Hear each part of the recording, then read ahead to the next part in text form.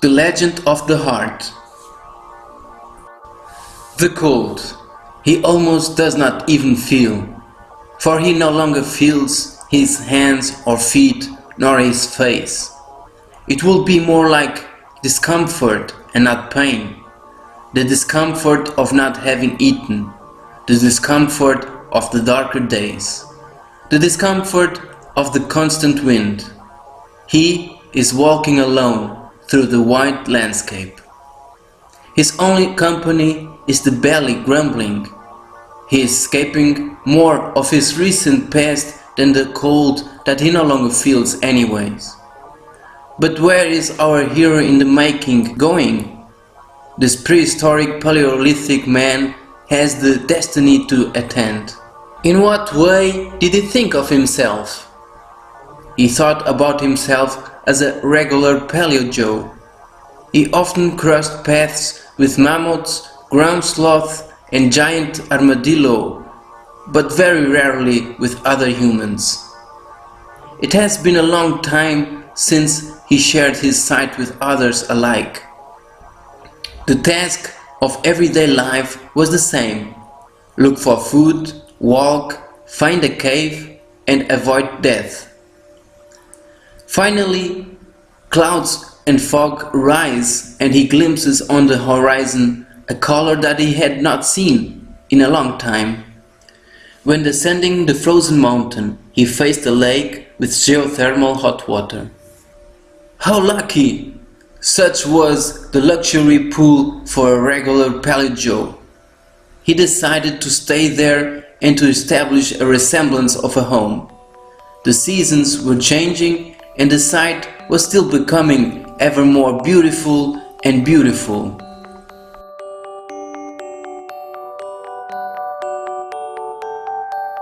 One day he got up late. He slept great the night before because he stared at the night sky watching the stars until he fell asleep peacefully. But now, to his greatest surprise, people were there. After so much time of solitude, he didn't even know how to act, so he didn't approach. He stayed, just watching from afar. It was a family of father, mother and daughter. He missed very much his own parents and brother. His parents died because of disease. His older brother decided to stay with the corpses, protecting and taking care of what he considered to still be his mother and father. But those corpses attracted hungry animals. His brother, by trying to defend the corpses, was killed by cave hyenas. I should have fought to the end, but they were many. I could not help being afraid, and I ended up fleeing. Apologized our hero in an internal monologue to his memory. When he remembered this, he was very sad. Every day he watched from afar the happy family in the lake that was his. He didn't have the courage to meet them, but he fantasized to be well received. Sharing his smile with them, to hunt with their father, and to have a beautiful relationship with his daughter. At night, he was approaching a little bit more, in the darkness, as if he was some wild animal.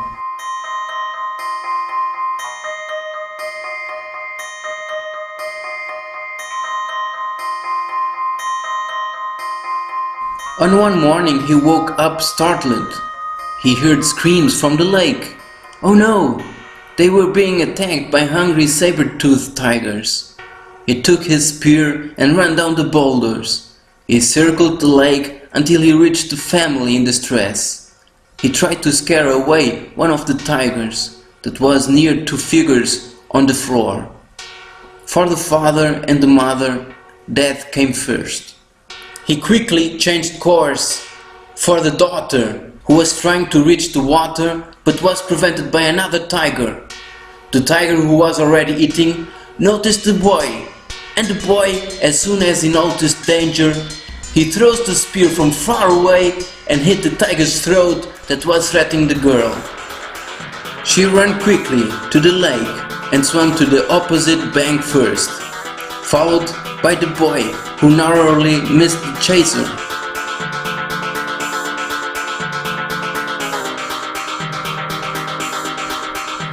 Both being in safety, they embraced. She cries from losing her parents. The boy could only cry too. He could do nothing for his second family, just cry. They resolved not to stay there any longer and set off for a new destination. Together they walked great distances, but nowhere was as good as that magical but tragic lake. They stayed together because it was difficult to find other people, and together they were better able to survive. They realized that the attraction for each other grew. A very strong instinct seized them. The force of the curiosity about anatomical differences was relentless. And so, little by little, they discovered a secret that only they knew. His penis enters her vagina. Shh. It was a well-kept secret. And it was good, so they did it often. From now on, they were closer together for extended periods of time. Sometimes hugged, sometimes hand in hand. All this to know when the companion was in the mood, so that they didn't waste time because they had so much to do, like hunting, harvesting berries, and to survive. They were now a couple. In one of the walks, the boy noticed how weak and pale the girl was. Fearing of losing her because of some disease, they stopped in a cave to rest. The boy went to look for water and something for her to eat. And when he came back, she had vomited and was moaning with pain and malaise. She insisted to not walk anymore, and the obedient boy agreed. For the next days, they decided to stay there. The girl was behaving differently, more bossy and harder to put up with, but the boy did everything for her to please. Even managed to make fire, something he had rarely done before. But by insisting on pleasing her, he succeeded this time. On one night, inside the cave, wrapped around the fire, they were pampering and caressing themselves. They looked at the fire that was telling stories of flames, and the shadows on the cave walls were dancing amid delightful rejoicing. In such an inhospitable world, they had nothing besides their own companionship. So strong was the desire to be with each other, so much as to need the presence of each other. He stares at her eyes, and they were beautiful. They kiss.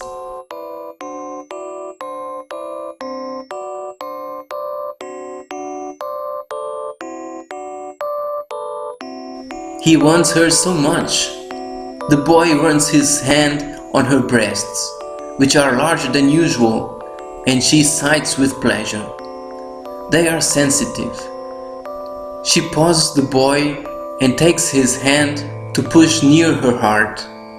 The boy realizes that she was excited because her heart was pounding.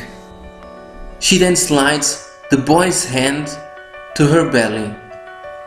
And to his amazement, he feels another heart beating even faster.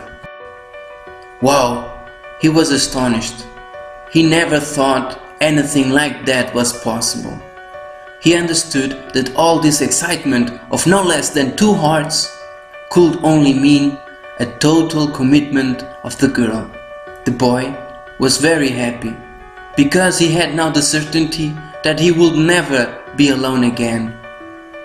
It was already a long night, and the fire was only coal and ember.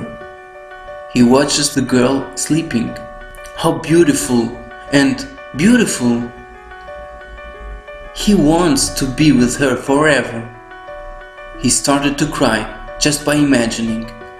What if I do lose her one day?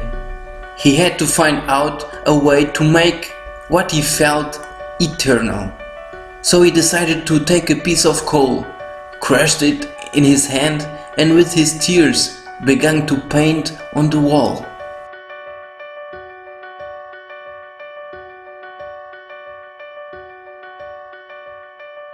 Meanwhile, the first sun rays of the morning rise inside the cave and the girl wakes up.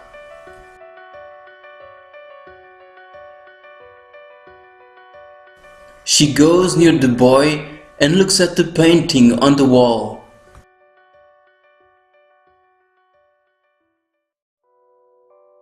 So thrilled she gets by understanding the message that she embraced the boy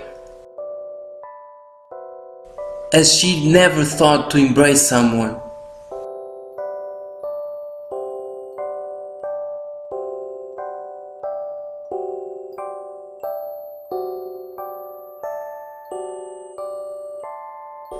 Happy and smiling, they are in love.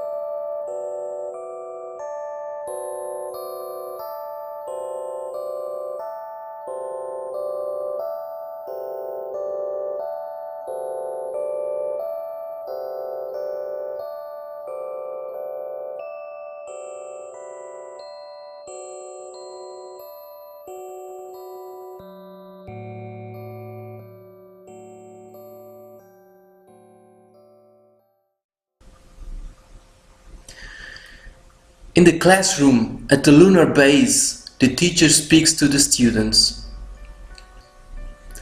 And it was so that the symbol of love arose. This is the legend of the heart.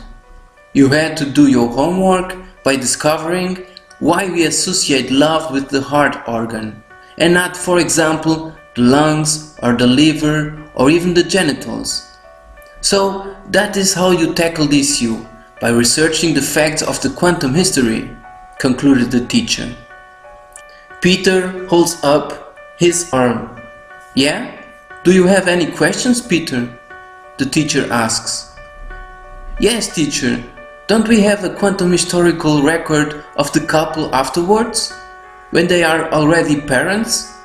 This to know if they lived happily ever after. The teacher explains. For that, researchers do not need to use the technology. If this couple was alive now, they would be amazed to see what their love has accomplished. You may not be the descendants of this couple, but the love that everyone feels, identifies and connects to is a direct descendant from this first love story.